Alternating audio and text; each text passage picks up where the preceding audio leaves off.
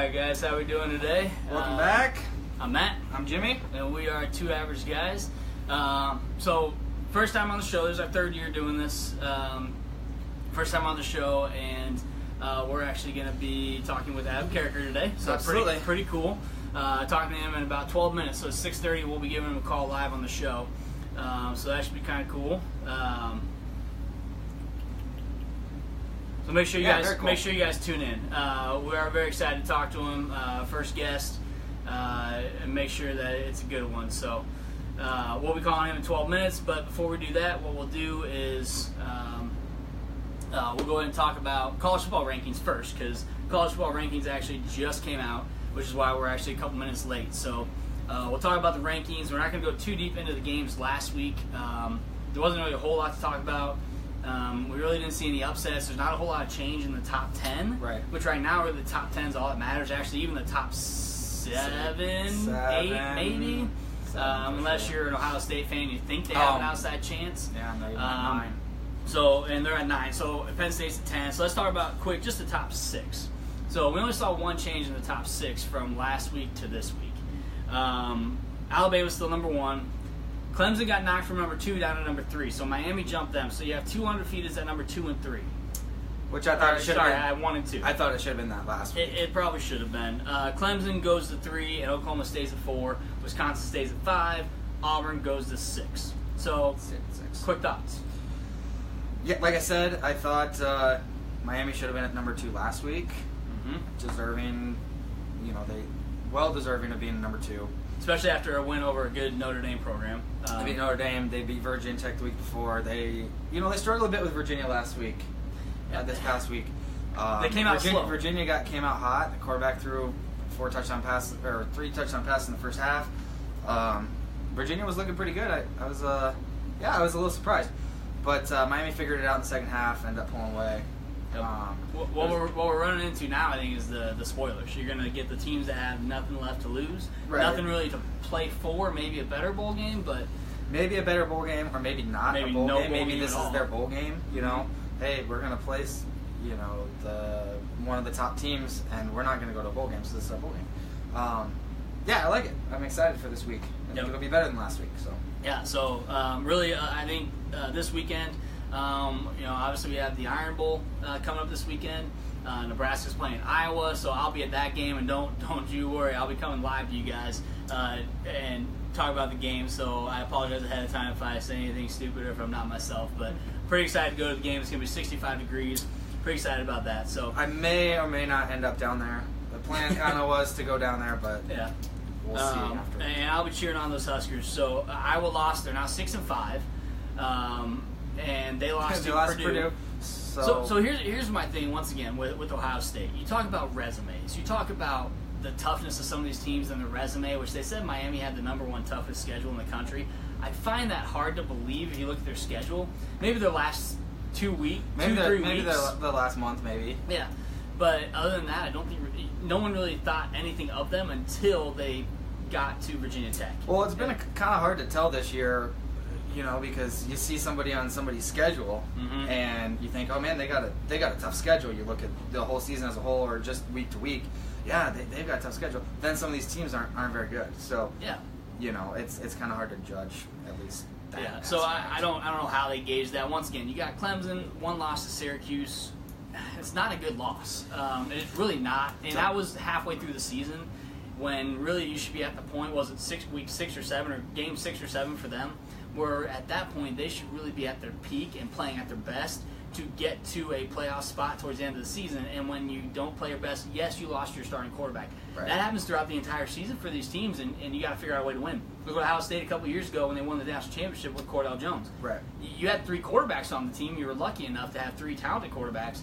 But Cordell Jones comes in, you guys go out and win the national championship after 2 quarterbacks get hurt. Well, the thing that bothered me about Clemson was they kept them so high up. Even, and I get it. There's a lot of 2-loss teams. Yep.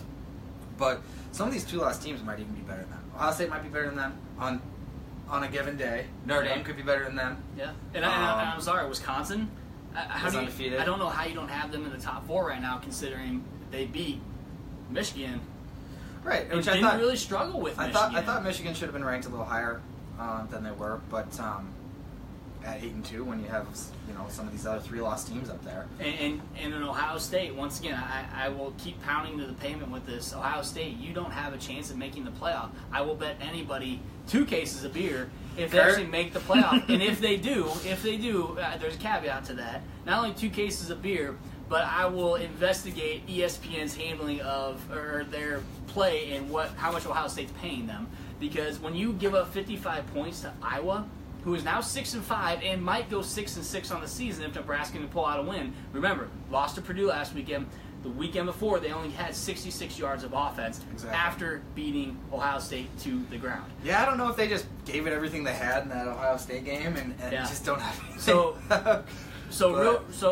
I just don't think they have a shot. Alabama, if they lose this weekend to Auburn, they still have a shot.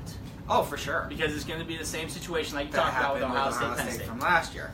So you have a 2-loss Auburn, but Auburn actually would be very similar to what happened. It would be almost the exact same thing. So Auburn beat Georgia. Clemson and Miami still have to play. So one of those 2 teams is going to be out because either one of them is going to have 2 losses. So never mind. Well, if Miami has 1 loss, it could be interesting depending on what else happens. It's gonna be interesting to see, especially now that they're at number 2. It's gonna be interesting to see what happens with OU, with Oklahoma, Wisconsin, and Auburn. I mean, a lot still to be decided this year, which is still kind of crazy. Sometimes you can at least say this team's in. Shoot, if you look at it that way, if Clemson were to beat Miami, Miami has 1 loss in the conference championship game, and let's say Ohio State does beat Wisconsin, they have 2 losses. And Miami is ranked number 2. Do you drop them that? Ohio State's at number 9 right now. But do they jump up that much? What about Notre Dame? Well, that's true too. Will that open the doors for Notre Dame? Depending on what happens in the Big 12. What if TCU beats OU in the Big 12? They have 2 losses, and they both lost to Iowa State. Then Notre Dame even has a better chance of getting in because their 2 losses are to Georgia, and their other losses to Miami. So there's still a lot of scenarios that can really play out that I'm actually excited about. Now, are all these going to happen? Probably not, but it's exciting to talk about and exciting to think that these things could happen and can really make a big difference in what goes on in the playoff. It's going to be really exciting. Starting with this week, I mean... Yeah, it's rivalry week. Rivalry week. So you have... And Michigan's got Ohio State.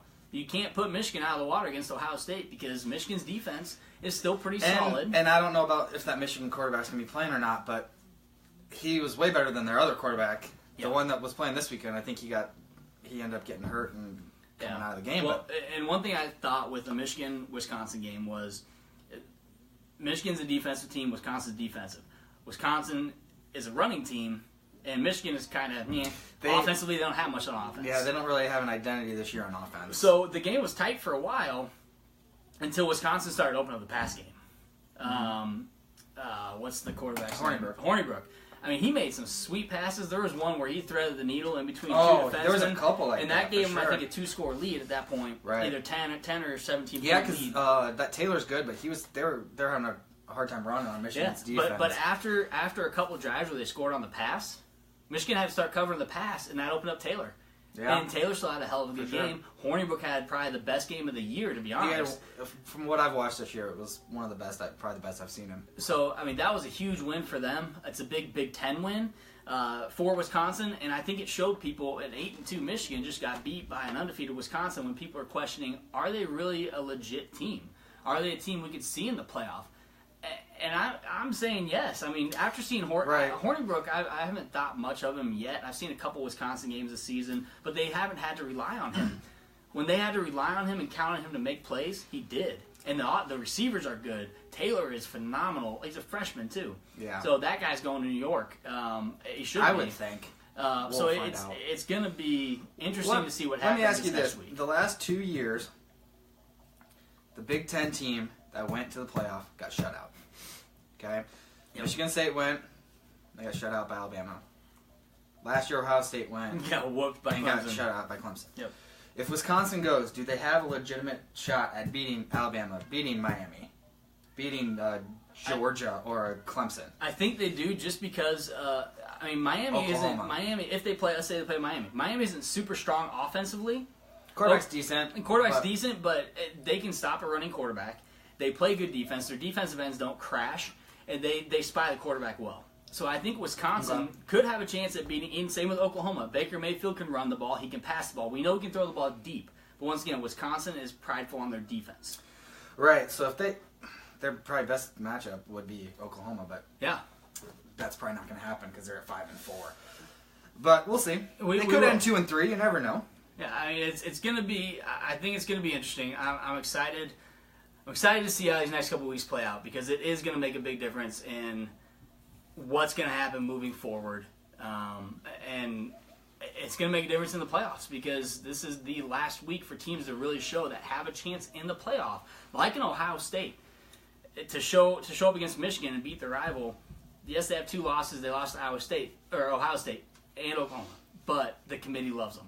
The committee loves Ohio State. They love Urban Meyer. Right. They're not looking at that loss to Iowa as a bad thing, even though it happened in week 9 or 10 of the season.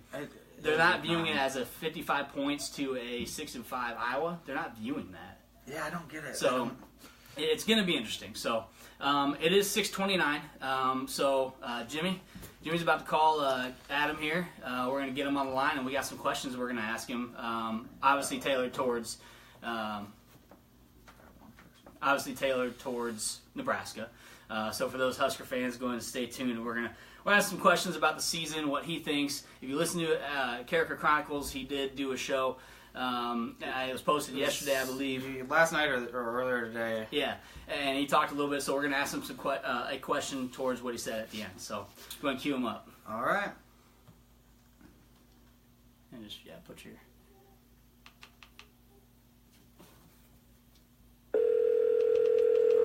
Ooh, yeah, that's good. Nope, all the way up. All the way up? All the way up, yeah.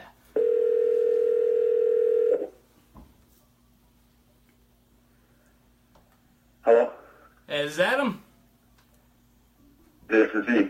Adam, can you hear us okay? I think so. All right. So this is 2 Average Guys. We unfortunately don't have a professional studio, so I'm not sure if you're actually tuning into the show right now or not on Facebook, but we're in my basement, so definitely not a professional show. Sorry. Very excited. All right, nothing wrong with that. Very, very excited to have you on the show today. Absolutely. We're in our 3rd year of doing this 2 Average Guys, and it's me and my cousin Jimmy. We really enjoy it, and excited to have you on today and ask you some questions. Before we get into the questions, real quick, if you're watching the show, if not, I hope you do afterwards, but I am wearing the Throw the Bone shirt today. Yes. So I'm throwing them up right now. Awesome. I hope you see it. I told you I was going to buy one. Unfortunately, I couldn't see you at Husker Hounds, but very glad to support the cause and make a purchase myself. And the shirt's awesome. So and I'll be getting one myself as well. Yeah, so very, very cool. Awesome. I appreciate it. Yeah, absolutely. So we'll jump into some questions here.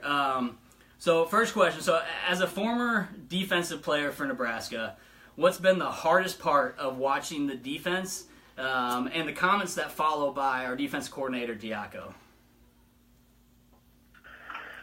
I think some of the hardest things are, like for the last 2 games, for example, we've given up a combined 110 points. And, when you look at, Penn State's a pretty good offense, but you look at Minnesota, and they got completely shut out by Northwestern. So the week after they played us, after they dropped 54. So that's tough to see. Clearly, we have the capabilities of a Northwestern-type defense or beating Minnesota. And so there's clearly some other things going on there beyond just the talent and things of that nature. As far as Diaco's comments, the guy, so I asked for an interview with him, and Keith Mann, who does the media relations there at the university, I know him very well. He got me to do 1 million interviews when I was playing there. He's still there to this day. He said, hey, I can get you just about anybody, but Diaco has asked not to talk to the media any more than he has to, which is once a week every Tuesday when he's forced to. So he doesn't like to. He's frankly not very good at it, which is probably why he doesn't like it. Makes sense. If I could give him any advice, to be like, dude, you don't have to explain anything. You don't owe the media anything. Yes, no, and we're working on it are okay. Like, Bill Belichick basically gets up there, shrugs his shoulders, and grunts. Like, Marshawn Lynch did the I'm just here so I won't get fined. I don't know if you can get away with that as a coach. Yeah. But you don't owe the media anything. Okay. Okay, yeah. Okay, and that's something we've talked about is, he talked about the tackling by the Nebraska defense and, essentially saying the players aren't talented enough, they're not developed enough. So kind of going off of what you said with the talent, I don't think we lack talent. No. But do you see, talk a little bit about coaching. How much does coaching and preparedness for the game have to do with the way we've played this year, in your opinion? There is an argument to be made. We are a young team, as far as the cupboard needing to be restocked. We are a young team. In fact, I believe we have as many, if not more, sophomores starting on the defense as we do seniors. And a thing went around earlier this year where, of the 22 starters, 11 of our 22 starters had not received another offer from another Power 5 conference team when they were being recruited. So there is that. But at the same time, I look at a team like Minnesota. I look at, some of the teams we've played, barely beating Purdue by 1. And I know they just beat Iowa, but Iowa's still up and down. They're like a roller coaster. Yeah. We have the talent and things of that nature. As far as what's gone on this year, it's tough to say. The distinct impression I get, and it was interesting, something Mikhail Wilbon said. He was asked about, the players after Mike Riley was fired. They went out and they tried to win that bowl game for him. That was a big deal. It's kind of a feeling like that, with this most likely being Mike Riley's last game this weekend. And he said something, and then he kind of stopped himself. He basically kind of said, it's not the same thing. We didn't know Bo was going to be fired. We know Riley's going to be fired. He kind of stopped himself. And it was kind of a little bit telling, almost like, yeah, we know he's going to be gone, and that doesn't really fire us up. So maybe that's been part of it this year as well. Gotcha. Okay. All right. Well, Adam, moving over to the offensive side of the ball, Tanner Lee really struggled early on during about the first half of the season. He's definitely improved since then, but probably not, as much as people had hoped.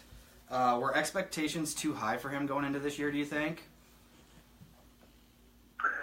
I think based on his talent, his arm strength, and how pretty his passes look in practice, no, not really. But, there's a lot more that goes into it than having a strong arm and throwing a pretty ball. There's a whole lot of talented guys walking the streets that aren't playing football. It takes a lot more than talent. And Tanner is one of those guys. He's improved. He's shown at times he can be very good. Even against Wisconsin and Ohio State, he had good games against good competition. And then he goes out against Northwestern, against one of the worst pass defenses in the country, and has, a couple of picks, and just struggles, has a really bad game. So it's one of those things where he's got the capabilities, he's got the physical tools. He just needs to be consistent and put it all together. And so do you think, I know the offensive line is really young.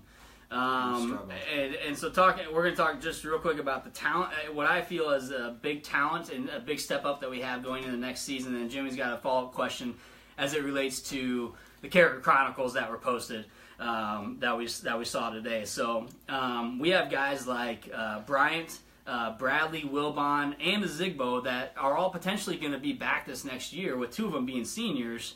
On wide receivers, we got Spielman, Morgan Jr., Tyjon Lindsey.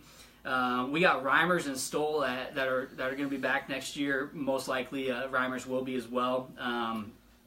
We have a talent as tight ends, and we have a freshman quarterback that is very highly touted as a really good dual threat. When we have Patty O'Brien and Tanner Lee, who we know can't move around much in the pocket, they don't have the ability. They're not runners. If we have so much talent, but we haven't really seen it exposed this year, minus Spielman and Morgan Jr. at times and Lindsey at times. But do you think next year, let's say Scott Frost, which is a big topic right now, Scott Frost comes into the program, do you think he can expose that offensive power with any quarterback, or do you think he needs a dual-threat quarterback to really expose the amount of talent we have on offense? Because I think we're one of the most talented teams when it comes to paper on offense. So my wife watches this show, and I forget what it's called. It's some chef show. They're cooking, and they're given the wrong ingredients, and they have to, figure out how to make a good meal. And, I've heard people say that Mike Riley is cooking with bulk Brini's groceries. Well, you can't necessarily say that anymore. Yeah. It's one of those things where one of the things that always bothered me about Riley was that he could not figure out how to use Tommy Armstrong's strengths. A good coach can figure out what he has, mold what he knows how to do around it, and get some success out of it. So if Scott Frost comes in here, he should. I mean, I think that's what he did at UCF. He looked at what he has, and he molded an offense around that. I think if he came to Nebraska, he would look at what he has. He'd mold an offense around the best players, and he would gradually bring in the guys to develop the offense that he wants. And he talked about a cross between the Oregon offense, or a mix between the Oregon offense and the old school Nebraska option offense is what he'd like to do. So if he comes in and Tanner Lee wins the job again, I think he would mold an offense around him until he can get guys in that fit. Now, I'm going to tell you this right now. I like Tristan Gebbia a lot. Yeah. And if Tanner Lee comes back, or there's talk he might leave, if he comes back, it's going to be a 3-quarterback race. If Scott Frost comes in, Tristan Gebbia fits what he does really well. He is a freshman, and I'm excited for that guy's future no matter what coach we have. But if Scott Frost comes in, he's going to fit what Frost does pretty well. And if he doesn't win the job outright this year, I think Frost can mold the offense based on what we have and then build off of Gebbia or another quarterback who fits the scheme pretty well going forward. Okay. And real quick, before Jimmy talks about what you mentioned on the show, on your Chronicles show, one thing that I've seen working really well on our offense that I'd like to see more of when it's effective and when it's the right time to run is that bootleg. I think Tanner Lee runs that bootleg really well. I wish we get our tight ends a little more involved. I mean, have you seen some positives from the bootleg and some other offensive plays as well? Yeah, I've always liked the bootleg. And Tanner Lee can move well enough to where he can use it. I mean, the bootleg is something that it keeps the defensive end honest because you have cutback, boot, and reverse. Well, if you don't have to worry about the boot, you can just run straight to the ball carrier every time on a run play away or a zone play away, which we run a lot of with our offense. Yep. And it's another tackler now that you have to deal with in your run game. But if you can run that boot and you can run it fairly effectively, it keeps that defense so much more honest and so much more difficult on them. Okay. Yeah, absolutely. So I saw you had posted a video, Adam, on Carriker Chronicles. Can you explain to us a little bit what you think the expectation is for what's going to happen after Friday's game against Iowa as far as Mike Riley's status, and who you think is going to be coming in, and if it is Scott Frost, or if it's not, who else might be an option? Yeah, so I mean the odds are, he could. He could resign after the game. They could say they mutually part after the game, or they could go after the game. My prediction is that Sunday morning he will no longer be the coach of Nebraska. However they decide to do that, or Saturday morning, the morning after the game. And then, depending on what happens, if the Scott Frost is the guy, UCF plays USF on Friday. So if UCF loses to USF, they're not going to a conference title game, they're not going to a major bowl game, and if Scott Frost is indeed the guy, he could very well be announced as the head coach on Sunday or Monday.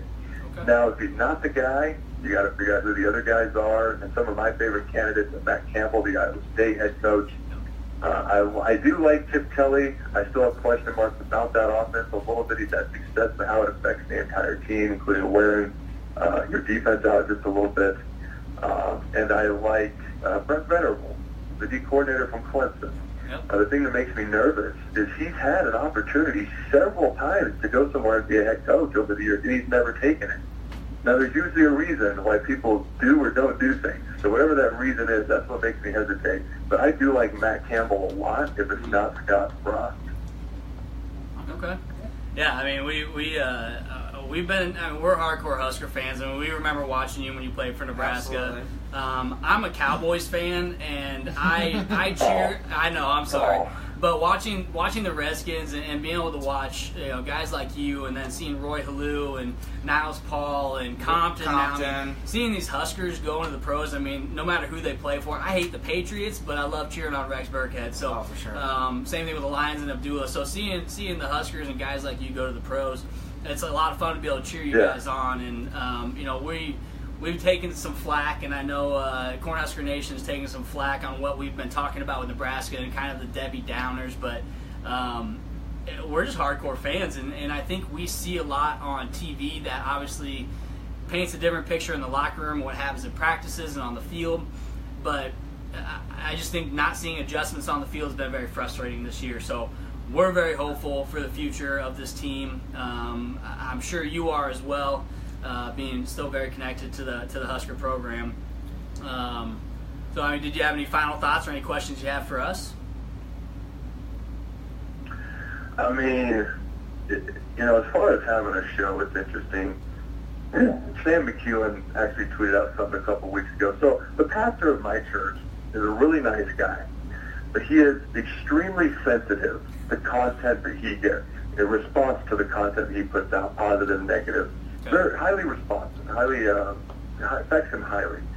I get them very up, very down, things of that nature. And I've told him several times, I'm like, dude, you're a public figure. Let it go. You pay attention to a certain degree, but don't let it ruin your day.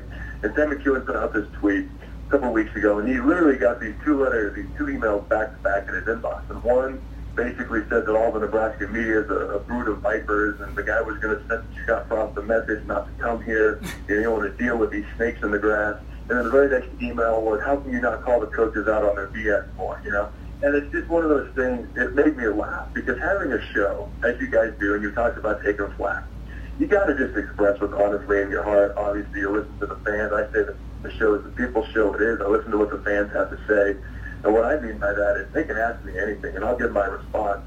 Now, they're not going to change my response, but they may change what I talk about topic-wise. Yep. So, I don't know. As far as having your own show, you got to be passionate, you got to be respectful, and you got to express your opinion. As far as questions for you, what are the biggest things that you hear from Husker fans when they talk about this season with you? What's the biggest things you hear? Well, I got one of my best friends.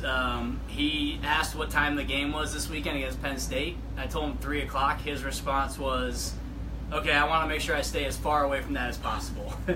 I've had that response. I've had the opposite response where, I'm going to watch it until I can't watch it anymore.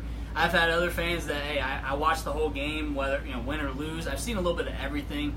And I watch as much of every game as I can, depending on what's going on with the family. And, I don't know if you were watching, like I said, and my young kid was on the show just a second ago, but I try to watch as much as I can. And but for the most part, from the fans and what I hear is it's just a lot of disappointment, and they see Mike Riley on the sidelines with his arms crossed. Not very emotional, not showing much. Whether we're up by 20 or down by 20, he looks like he's got the same, face on the sidelines, same look. But it's not just him.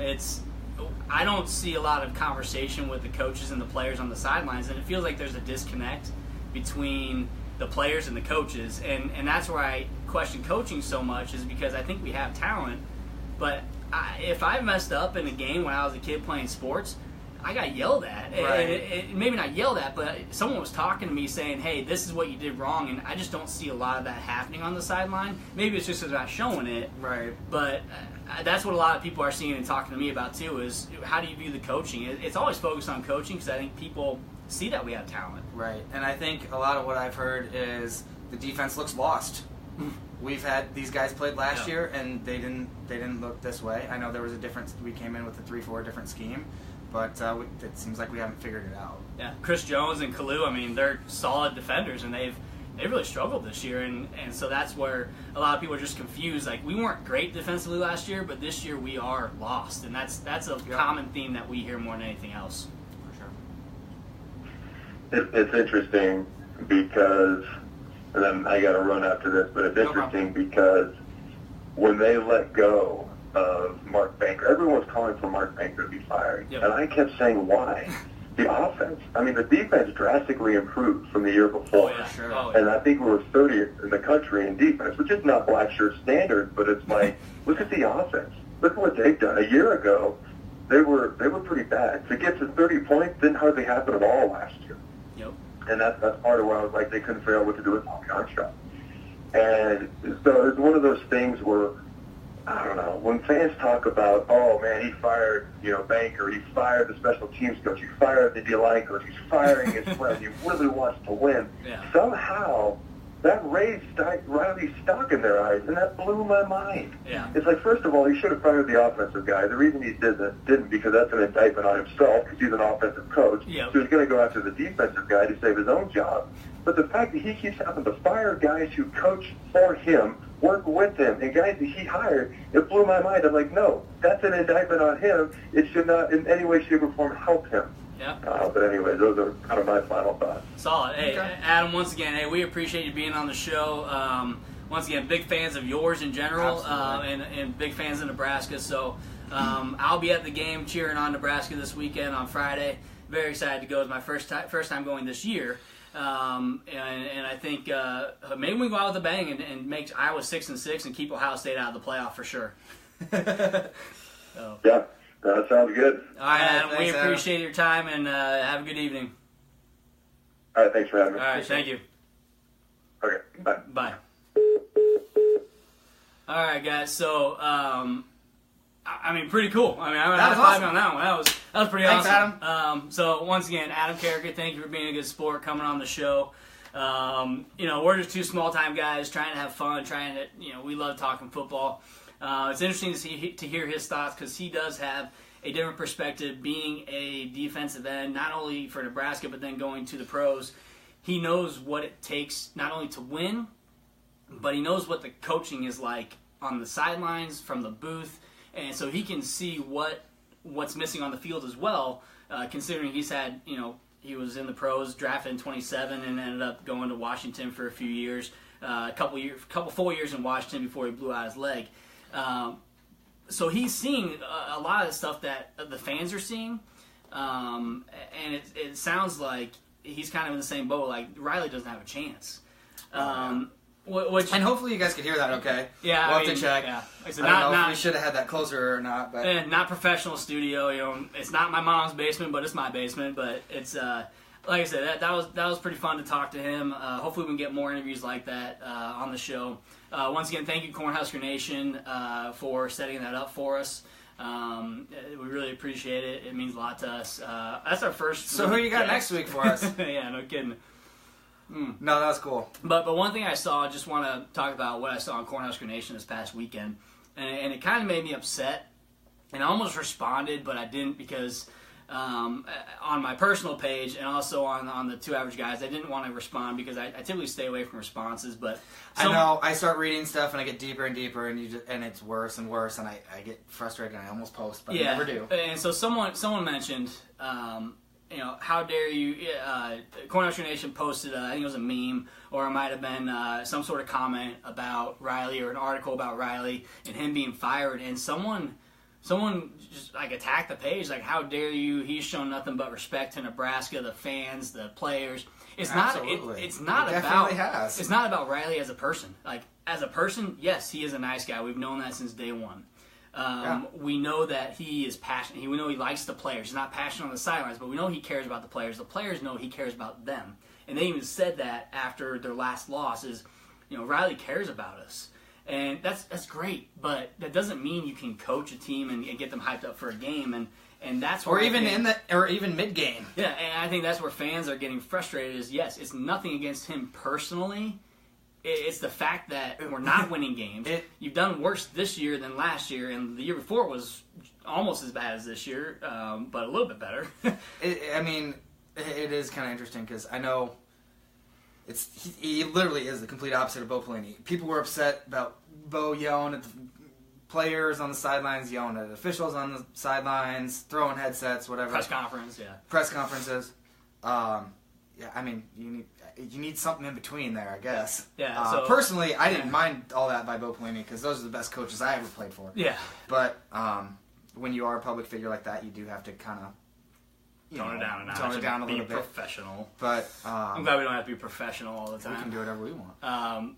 But yeah, really, really cool to talk to Adam and kind of see what his thoughts were on the show today. So, if you're tuning in a little late today, we started the show at 6:30. Please, go ahead and watch whenever you get the chance. Had a really good interview with Adam Carriker today and his thoughts on Nebraska football, the status, and where we're going in the future.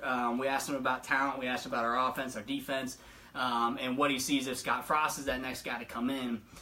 He had some really good answers. I feel like we had some good feedback for him as well and some good discussion. I like his Jebbia comment about how he's real impressed with him and he thinks pretty highly of him. So and that's interesting to me. So because not very many people have seen Jebbia. We may have seen some film of him in high school, right? But we haven't seen much of him since then. So can we not overhype him like we did Tanner Lee? if he is going to be the starter next year, can we not overhype him the way that Tanner Lee was? But you look at Tanner Lee, you look at his style of play. He is a pocket passer, yes. He can run the bootleg, absolutely. And he's good at running the bootleg when he hits the pass on the run. He's not the best. But you think about going pro, do I think Tanner Lee's a pro quarterback right now? No. But can he be coached to be good in the pro as a pocket passer? And if he has a good offensive line, which we have struggled on the offensive line this year, obviously. Yeah. But I think our offensive line if we had a great offensive line, I think he would be better. Now, there are plenty of times when he does something and I'm like, what the heck was that? Yep. That was all on you. But and I know we were down by a lot against Penn State. We came back. Yeah. Whether it was against second, third, whatever string, but he has played a lot better in the second half of the season. Heck yeah. Yeah, like 10 interceptions in 4 games. And, I mean, a 3-player quarterback race, I mean, that's great. Yeah. Because then you have options, if something happens to your starter or if somebody's not performing, you have other options. And, man, people gave Patty O'Brien such a hard time, but... And we talked about this last week. He didn't play bad when he came in. I mean, he wasn't great, but the guy hasn't played all year, so give him a little bit of a break. And I know we're not really. And it had nothing to do with him. The defense couldn't stop anybody. So whether we were down by 100 points. So Cornhusker Nation, absolutely. So real quick, on Pelini, yes, he was fired and he had way more passion. Oh, for sure. His play. I mean, you look at Kenny Bell. I thought he was about to cry. After seeing what happened to Bo Pelini. Because like I said, it was a shot. No one saw it coming. They beat Iowa the day before, day and a half before. No one came and said, hey, we're going to talk to Bo. We want to talk to you guys as well. No one came to the team. And Bo cared about those kids enough that he grabbed them and took them to like a high school gym. Yeah. And that was another story. But he fired them up. I mean, he yelled at them because he cared. Mike Riley, your arms crossed, you're showing you don't give a shit. I mean, you really don't. Well, and that's what you probably do. You probably do really care. But when you do that, it's like you want your other coaches to talk to your players for you, but they're upstairs. Yeah. And when they're just going to talk, they're going to talk to them on a headset or something. That personally, that would not work for me. Somebody yelling at me or something, that wouldn't work. But. So real quick, that's fantastic. Log Wang, not sure who you are, Log Wang, but I love your comment. Lee would be about as good as Sanchez in the NFL. We'd have another butt fumble. I don't know if we get a butt fumble because he can't run. Right, he wouldn't even try to. But at least Sanchez got to the pros and he did okay, and he got switched around. They got to an AFC Championship game. They did, but and whether or not he would be like a Sanchez or any other USC quarterback minus Palmer that goes to the NFL, you never really know what can happen in the NFL. I think he's very coachable. I don't think we have the right coaches to coach him to get to where he needs to be. And Nick, let's see, don't know your thoughts on this, but do you think they keep Mike Riley as a consultant? I heard he's an incredible fundraiser instead of firing him. Well, isn't that what you said? Yeah, so a few weeks ago? You probably didn't watch us a few weeks ago. But so I did. Derby, you're new to the show. I appreciate you tuning in, and great question. So he asked if they plan on keeping Riley on the staff. So they're already paying him. And so exactly. Why would he resign if they're going to pay him if he gets fired? So especially if he can do something positive for the program. So like my thoughts and what we mentioned on the show was the plan is to keep what him you mentioned on the show. Sorry, what I mentioned on the show, but we're a team. What I mentioned was they do. What I heard is they plan on keeping him, like Cornhusker Nation said, as a part of the athletic program. So if he's promoted to assistant AD, he does great for things outside of football, and I think he could do great things for the sport. For the athletics teams, just like for the Nebraska community as a whole. He's a nice guy. Everyone says that. He's no hardball having slumber parties at people's houses, but yeah, that's kind of weird. But that's really weird. No, yeah, I mean, if you're already gonna pay the guy, instead of paying another guy to not do anything, might as well have him. Riley's already on the payroll. Something. And Icourse was a big problem on that, and giving him a contract extension. But I do absolutely think that Riley stays at Nebraska. I think he likes being here. I think Who doesn't like it here? And even though and as much as the fans give him such a hard time, I do think he likes the fans. and you know what? He could kind of flip the script with fans if he were to step down and stay within the program to potentially try to help the program, I think people already respect him, and people have been upset and disappointed in how the record's been and the wins and losses, but I think if he did something like that, people would think a lot of him. Yeah, absolutely, and I personally would. To me, doing the right thing. If you're going to get paid millions of dollars, you might as well. Yeah, well, and at this point, when you maybe will get 5 wins on the season, you had 5 wins 2 years ago. I mean, they did get a 6 in the bowl game. The bowl game, but besides that, you got 5 wins in the regular season and a big, and you got swept, 2 losing seasons for sure. Destroyed by Minnesota. A game you should have won against Northwestern in OT, but it looked like you didn't even try offensively. I look more at the coordinators than I do the head coach. He's not the one making play calls. Well, and that was another thing I like that Adam said. I think offensively, I mean, obviously, we've said every week how bad the play calling's been. I mean, I think Langsdorff should have been gone. I know that they're friends. I know they coached together for a long time. The way I've seen him is he's not a college He's not a college coordinator. Yeah. He was the quarterbacks coach for the Giants before he came back to college. He was at Oregon State with Mike Riley, and then he left. But when it's 3rd and 3 and you throw a 30-yard pass, that's what you see on Sundays. Yeah. Oh yeah. And that's not Nebraska football, and to me, that's not even really college football. Oh no, it's not. I mean, you got to put in that power run game. We have McNitt. He's not the best at blocking all the time. He's not the biggest guy. He's not the biggest guy. He's no Janovich. He's not Janovich, but he's not bad. And you can't really with how much the offensive line has struggled. It's hard, especially if you're gonna do a 3rd and 1 or 4th and 1. Yeah, you get the ball and you get hit. I mean, what can you do? Yeah, and I think that bugs me more than anything else is when we have our red zone is one of the worst in the country. One of the worst in. They showed it in the Penn State game. Yeah, best. Penn State had the best red zone offense, I think it was, and we had the worst as far as red zone scoring goes. Touchdowns. Yeah. It's pretty bad. Yeah. So Kenneth, a coach wants to coach, absolutely, but I think you got to take a look at not only the way he's coached per se. Once again, we're not there on the sidelines. We're not there in the locker room. We're not there on the practices. We don't know what happens on and off the field with Riley. I think the players respect him. A coach wants to coach 100%, but I think he can do so much more in the athletic program. From a broader perspective, he can still help with recruiting. I mean, the guy, he could be a recruiter. I mean, that's true too. He could recruit for Nebraska, so we know he can go out and get some good guys. He's brought in some good recruits. Once again, some of the freshmen that we have some of those are his recruits, and so he could help recruit. Are his recruits. Yeah, a good majority of them are his, and some of them stuck with Bo when he wanted to bring them in, but. Very few. Most of them are going to be his. So he can recruit, and I know he wants to coach, but if it becomes an option to either stay with the program or stay as a coach, they're going to fire him as a coach if he doesn't want to stay in the program. For sure. I mean, I think Oregon State that job might be vacant. I don't know if he really wants to do that again. Yeah. But other than that, I mean, is he going to... I guess he could go to an FCS school or a D2 or something like that, but... but something that's a lot of work. Something we haven't talked about. Something we have not talked about. I appreciate the commentary, Log Kenneth Derby. I appreciate it.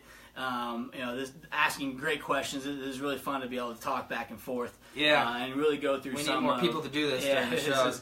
This is really cool. A lot of fun. One thing we haven't talked about is Frost. His comments on when asked about Nebraska. So he never said he hasn't been offered. Right. He never said there was no offer on the table. He just basically was trying to deny. The rumors were totally false. The rumors are false. He didn't say that there hasn't been talk about him signing a contract. I mean, what can he say? Yeah. I'm not saying he's coming here 100% for sure. Yeah. But when you're asked like that and you have an undefeated team that has their biggest game of the season to win, I mean, if they lose, they're not going to go to the conference championship. They're not going to go to a New Year's Six Bowl.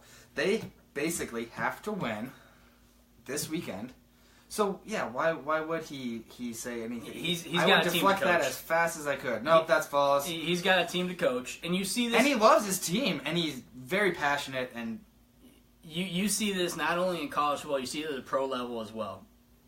Hey, we heard this rumor. Classic example on the pro level, and actually staying in pro and college. So John Gruden. A lot of people are talking about Gruden wanting the Tennessee job.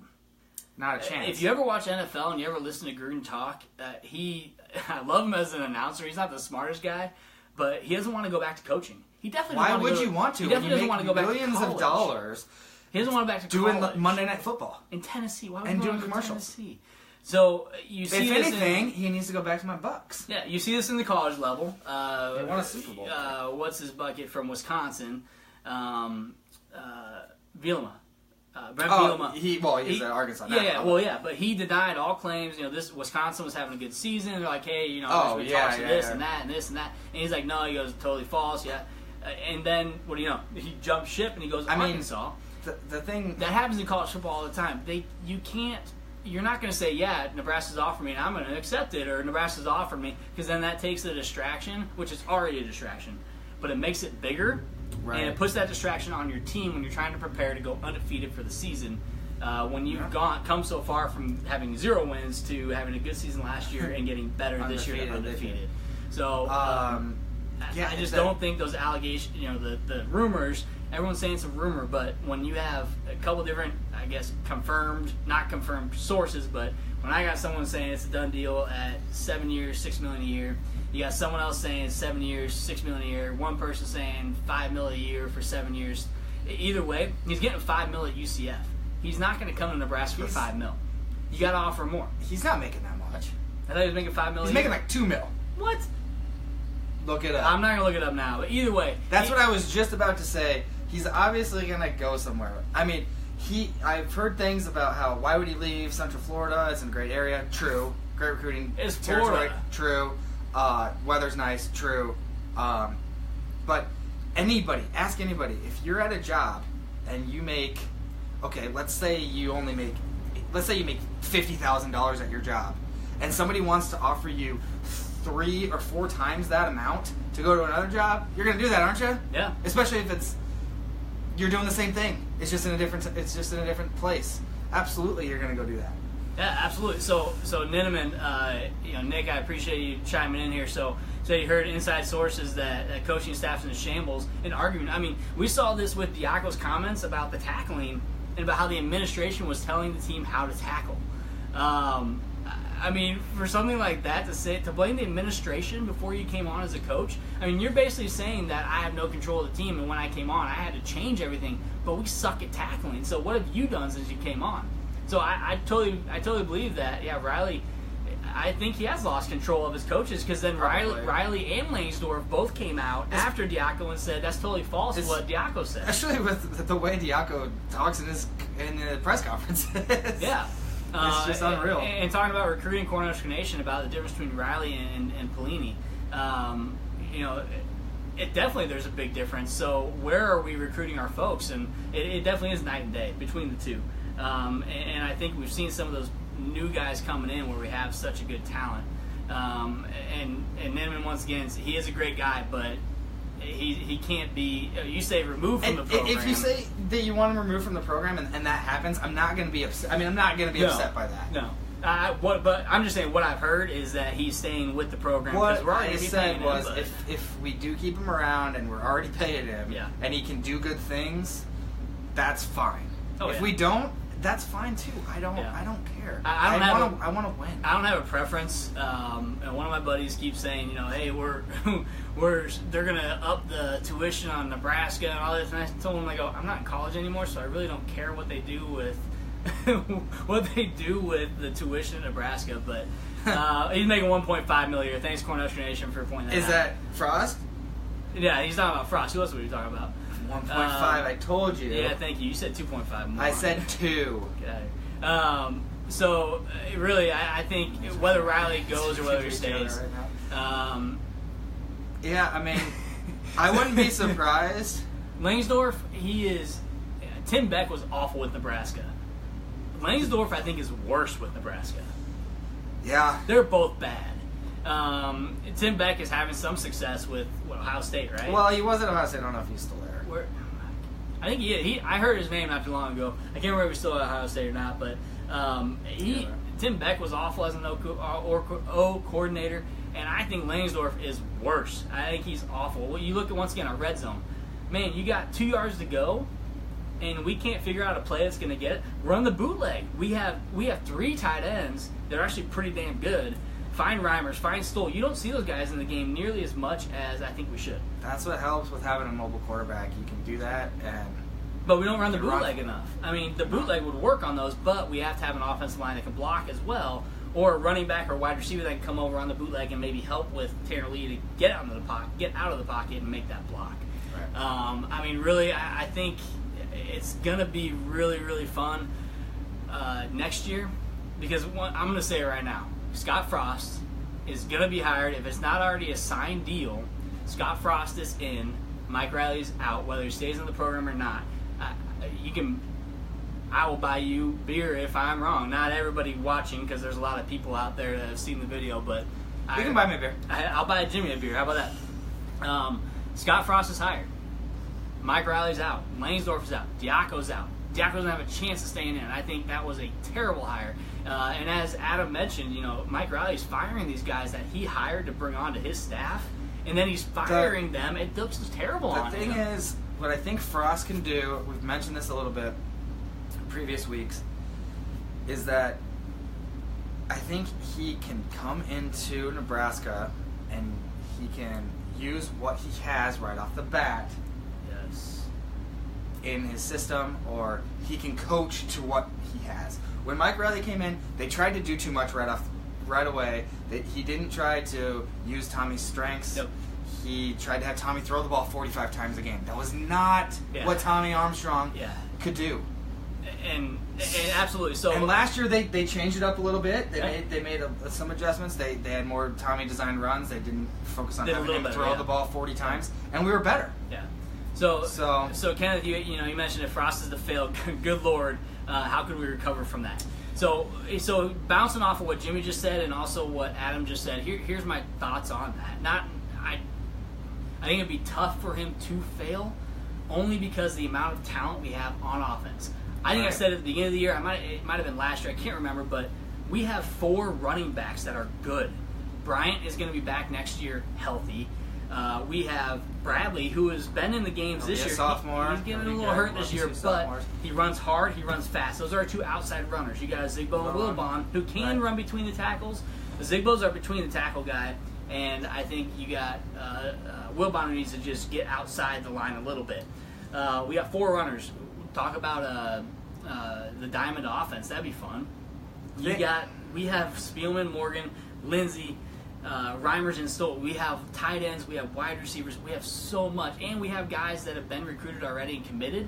Some haven't decommitted yet, but we have guys that have committed that can come in and if we bring somebody in like Frost, we might get a few others as well. Well, and we've had some guys decommit to go look at other schools. Right. Think about bringing in Frost if he goes, whether undefeated or 1 loss with UCF. Think about, would they change their mind and come back to Nebraska?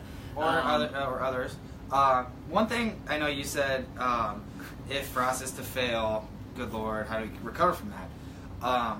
The thing I think that is different with Frost than most other coaching candidates out there is that we can give him time. I know people will be upset, especially if they aren't nearly as good as we all hope we are, but we're not going to fire him after 3 years. No. He's a young coach. He's not 65 years old.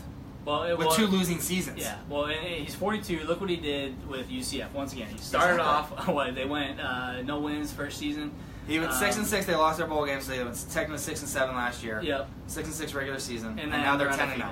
So he's done great things in 3 years, and I think that they were 0-12. Oh, that's right. Before he got this there. Is really only this is only his second year. He has so much to work with on a talent base, and those freshmen are not going to be sophomores. Sophomores are going to be juniors. We're going to give him time to build. We can give him time. We can give him time with what he has now. Yes. We can give him time with what he brings in. Tom Osborne didn't win a championship right away. No, but if you go back to what Adam said about working with what he has, he believes that what Frost could have coming in is there's enough talent around there that even if Lee is our starter, if Lee comes back, if he doesn't decide to go to the draft, whether he's drafted or not, that's besides the fact. Or grad transfer.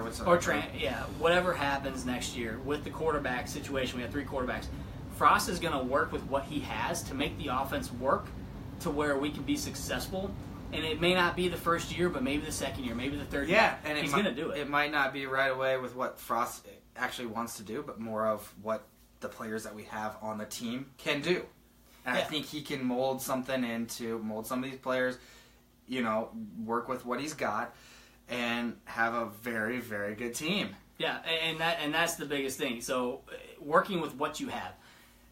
We mentioned it, the talent that we have on this team, on paper, holy crap, we are good.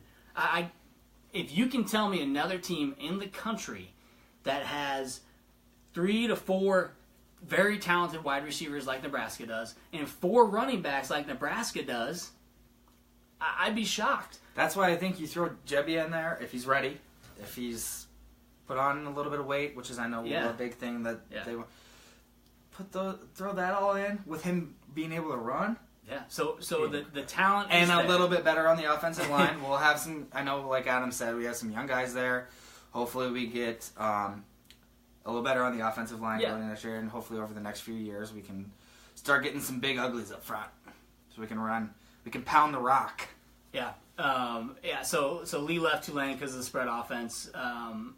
Yeah, exactly. And so I heard that yesterday that he's technically not going to graduate until like summertime. So he wouldn't go through spring ball at another school if he were to transfer. But he would declare for the something draft. You think so? I think he would.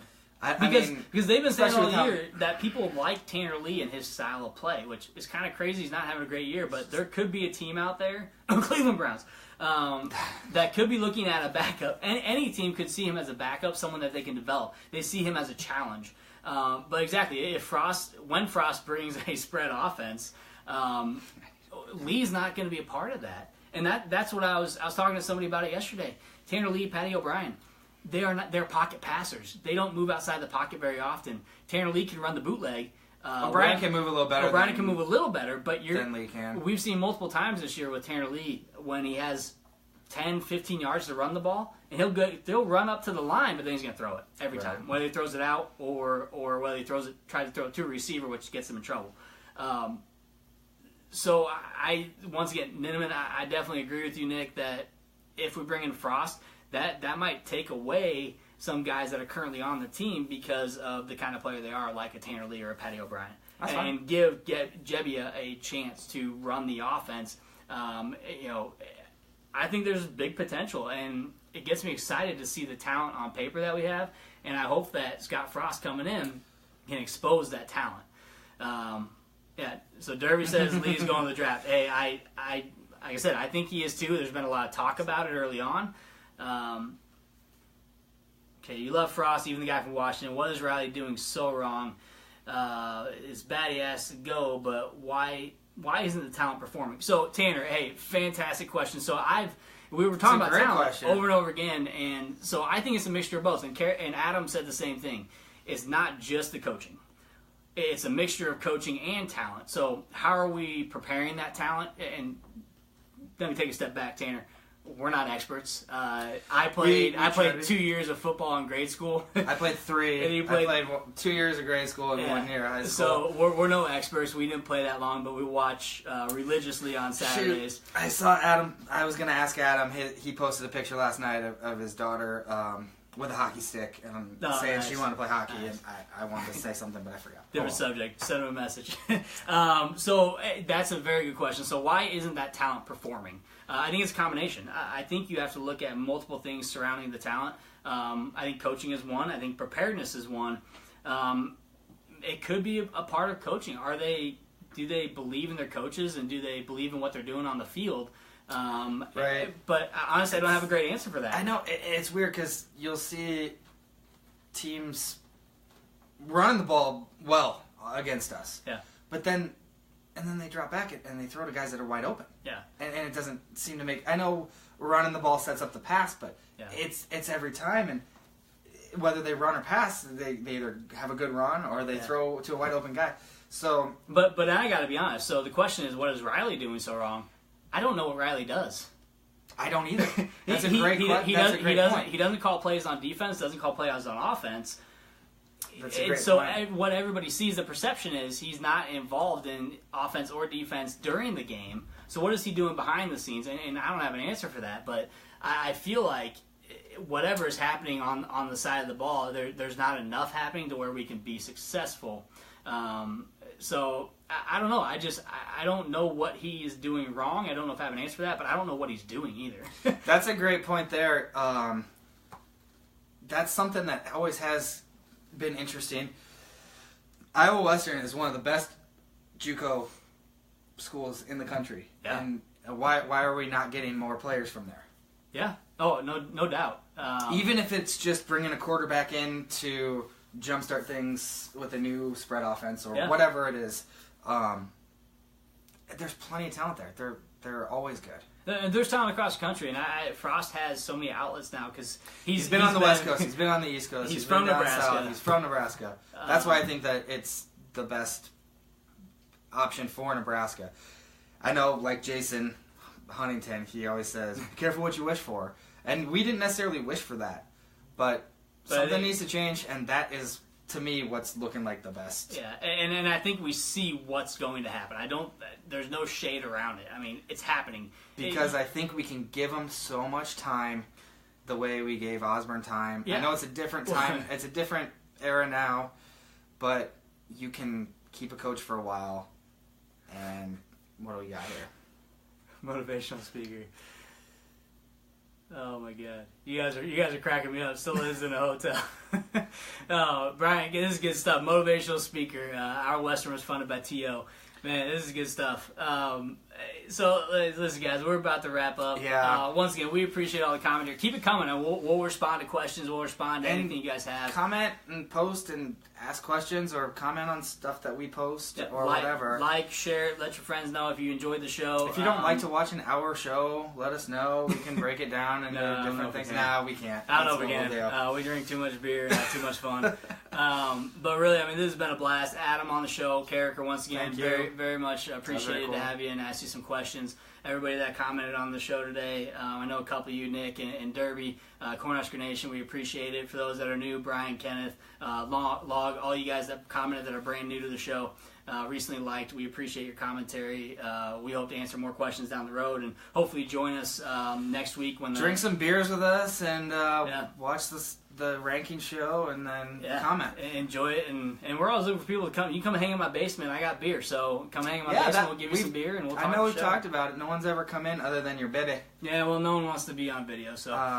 But anyways, we do... Mike, we do appreciate it. Kenneth, thank you very much on the good show.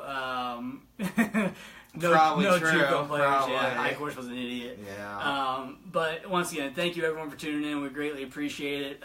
We're all out of time. Thank you so much for tuning in. We will be back this next week. We're gonna have the final playoff rankings. It's on Tuesday, right? Or is it on Sunday night? Can't remember if they do it sooner. Shoot, we should look into that. We'll either be Sunday or Tuesday. Either way, whenever those final college football playoff rankings are coming in, we will be live. We'll talk about the rankings. We'll talk about our thoughts. We'll talk about the Huskers-Iowa game. Hopefully, go Big Red. I hope we win. For sure. But once again, I'm going to be there, so you'll see some videos from me live from Memorial Stadium with a couple buddies of mine. So tune in. Go Big Red. Thank you once again for everyone for watching. Thank you, Carriker. Thank you, Cornhusker Nation. Just in case you needed it for the song, it's Papa Roach still swinging. Just in case we can't post it. It's been a problem before, So yes, go Big Red. Thank you guys for tuning in, and have a beer tonight. Cheer on those guys in Husker Red. Thank you so much. We'll see you next week. You gotta play it. Oh, I do have to play it. Jeez. Oh, we're not connected anymore. It's not connected anymore. Here we go. It's coming. That happened. Alright. Either way, we're done. Thanks, Sorry, guys. We usually play pretty good music.